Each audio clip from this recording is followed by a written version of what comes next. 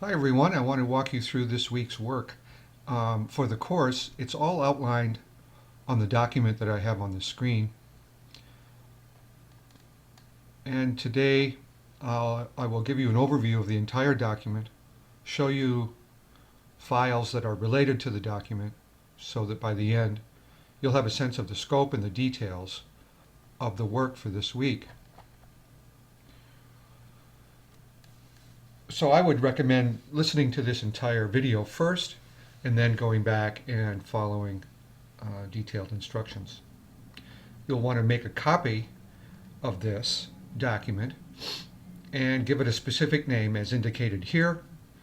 Naming is important so I can manage all the files.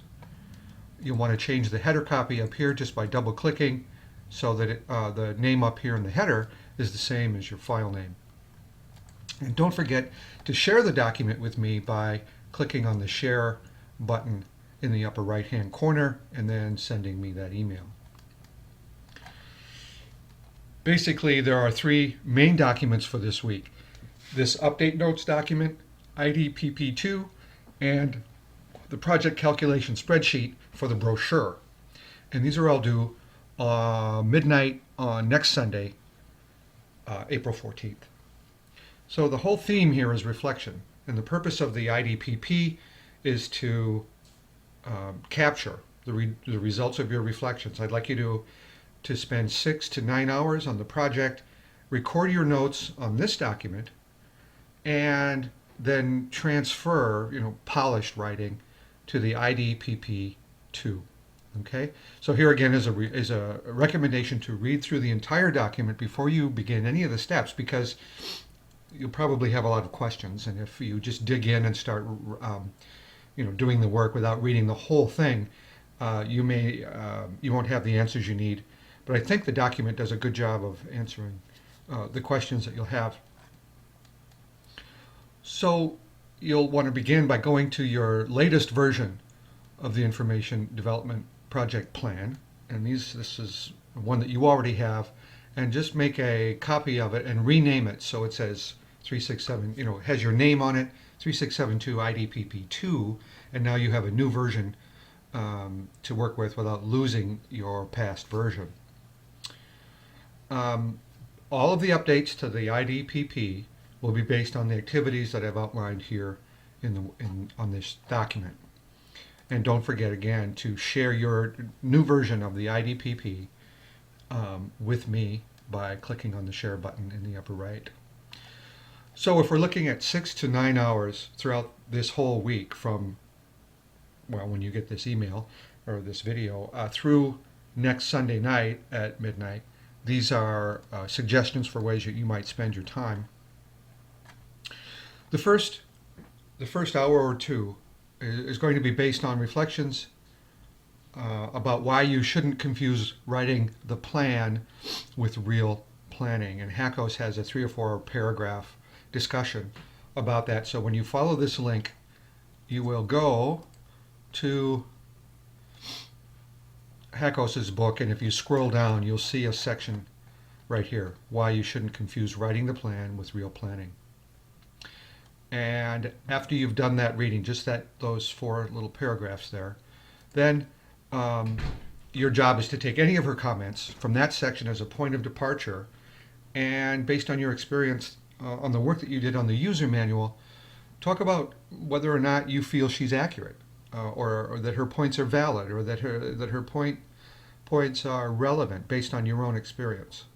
So she may be idealistic, for example, or she may forget to mention some things that you've thought of. And so I'm asking you to engage with that content and give me your opinion about it based on whether you think it's accurate, valid, or relevant, or any combination of that. And then, so after you've drafted, you can take notes right here in the document, and then take a polished summary of that and include it anywhere in the project schedule section of your IDPP.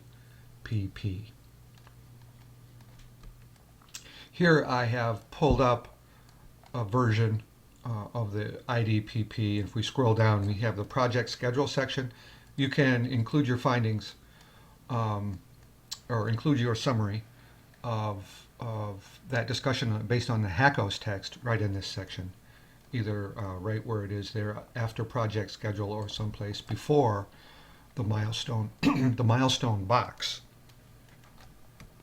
The second major part of this exercise is to talk about what you've learned about audience analysis while creating your user manual and how you will apply what you've learned while creating your promotional brochure. I would expect that some of your ideas about audience have changed or evolved, and so I'd like you to begin by describing differences or similarities. Um, what will you do the same? What will you do differently for the brochure?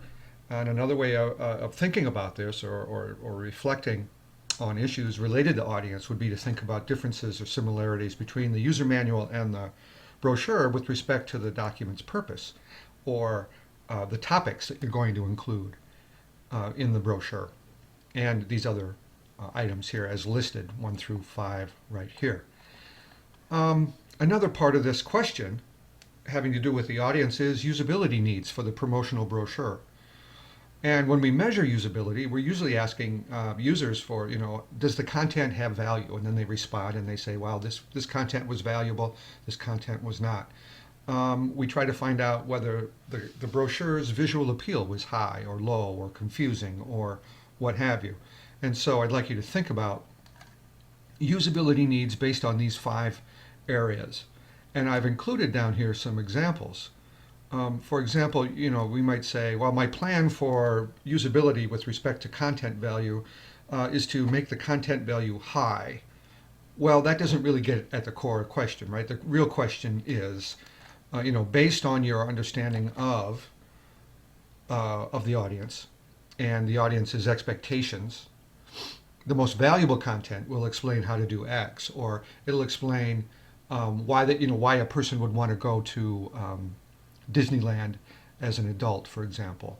And so, what's the most valuable thing to promote here in the brochure? Because you really have a limited amount of space. You can't go on forever, and brochures, they only hit the highlights, right? They only hit the high points, and they have a theme, and they have a key message, and then you just keep supporting that key message throughout. So this is an exercise in identifying the most valuable content. And then how do you reveal that visually? How do you emphasize that value proposition visually? And is the purpose to get people to is the purpose to get people to try something the first time? Is the purpose to get them to just appreciate the value of the concept? What is your purpose? You have to make a decision about the purpose or the goal of the brochure. Is it to get them to actually participate, or to call, or to try, or what? And so the rest of this section explains what I mean by these usability criteria here. And so look through those and let me know if you have questions. Obviously, the purpose of any brochure is to feature the value, a key value of the product, and then it must also be clear with respect to design. It's got to be easy to read, appealing, it's got to draw you in. The writing has to be clear, obviously. The relationship among text and graphics has to be clear. And then finally, it's hierarchy. First things first, most important ideas get most of the attention, and then subordinate ideas get less attention, but they still support the key idea. The third chunk of this is related to the project tracking spreadsheet, or the project calculation spreadsheet, and having to do with the scope. Now, as I've looked at this, I can see that some items on the website might say 4 pages. The syllabus might say 4 pages, but the brochure has to be 2 pages minimum, and it can go up from there. 8.5 by 11, or equivalent in terms of square inches, with text and graphics working together in a purposeful way. Any combination of text and artwork that's sufficient to persuasively and purposefully convey a key message will work. So, one headline and one photo won't be enough. We need enough copy to support the photograph or what other illustration you might have, so that rhetorically, in words, you are driving home a key message and enticing people to do whatever it is you want them to do. Assume that the brochure will be produced in print format, even though you might logically distribute it via email. But let's assume that somewhere someone is walking around and they see a brochure and they pick it up on the basis of their interest, or you're handing it out somewhere, and that's another question you have to answer: is what are the venues for getting these brochures into people's hands? Is it a retail center? Is it a conference? Is it a special event? Okay.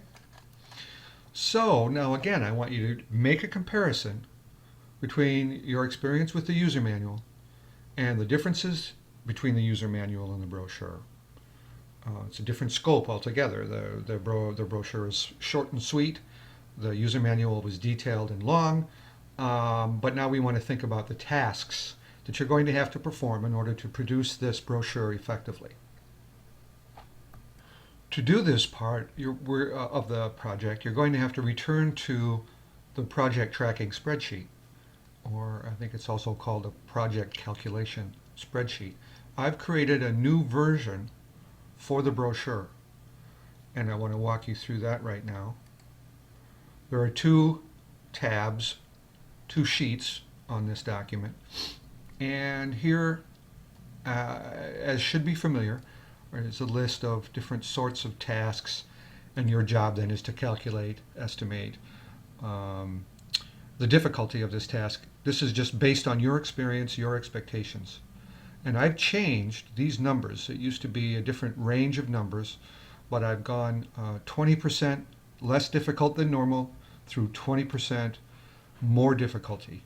You can change these numbers if you like. If you feel like the spread is much greater than this, you might change this to 0.5, 0.75, right? 1, 1.25, and 1.5. I mean, or you can compress them. But you don't have to, but if it will make your estimations more accurate. I've started with a default of 1.5 hours per topic. And that's just a guess. You might be thinking of something different. And so you should replace this number with your best guess at how many hours per topic. Obviously, you have to do some work here in advance to decide how many topics you're going to be doing as well. Now, as you change these, if you decide that project management, you have more experience with that now and you feel more confident, you might say, all right, that's a 0.8. I think this is going to be relatively simple.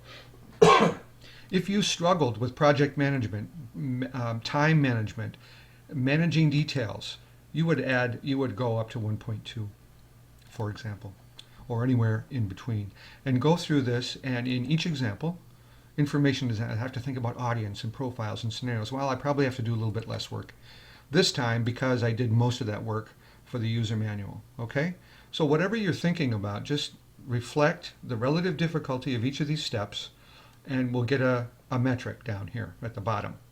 All of these numbers are defaulted at 1, as you can see, which says that it's the same difficulty as average, as any other thing. So, and then you change it, and what happens as you change these numbers is that your hours per topic will adjust accordingly. Okay, next step. Those hours per topic appear right over here, and this is automatically repeated right here based on the work you do on the other tab. And up here is a number that you just fill in. If you have 4 topics, if you have 9 topics, whatever it is, you put that number in cell B2. And it will multiply times the hours per topic and give you total hours.